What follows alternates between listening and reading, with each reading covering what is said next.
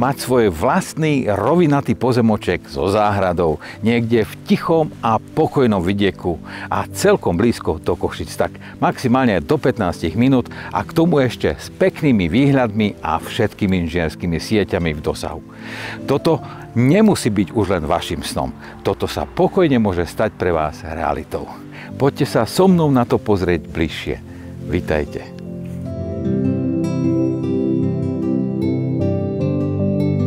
V pokojnej a tichej jednej malebnej dedinke košického vidieka.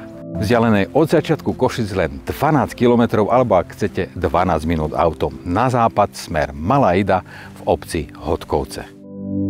Má krásny, ideálny, skoro štvorcový tvar a nachádza sa v slnkom po celý deň presvetlenej a rovinatej dnes ešte ovocnej záhrade.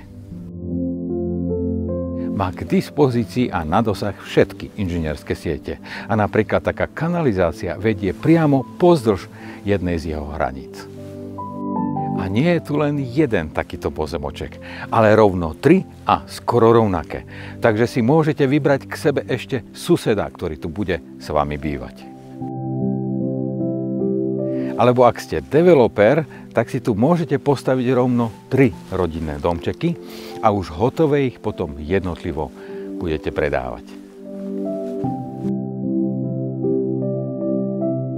A ešte, keď sme pri inžinierských sieťach, odtiaľto si napojíte elektrickú energiu, tu máte obecnú vodu a ak by ste chceli mať napojenie na zemný plyn, nech sa páči a odtiaľto si ho pokojne natiahnete.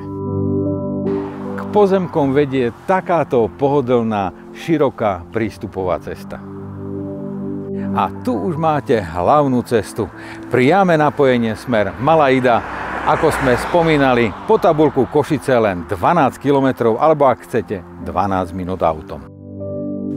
Zastávku autobusu máte vzdialeno od vášho budúceho domčeka tak 200 metrov alebo ak chcete 3 minúty pešo. A ešte niečo k občianskej vybavenosti.